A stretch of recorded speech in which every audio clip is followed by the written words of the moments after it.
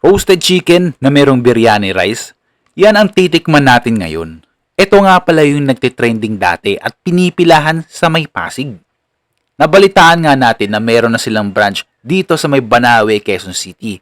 Kaya naman pinuntahan natin yan. Matagal na nga natin gustong puntahan ito pero hindi tayo nabibigyan ng pagkakataon. Ngayon na malapit na sila, titikman natin yan.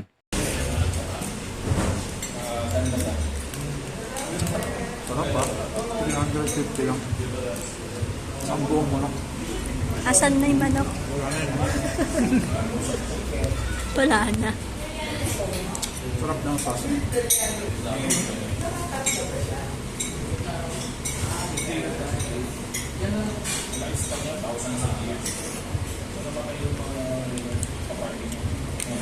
Sarap ba?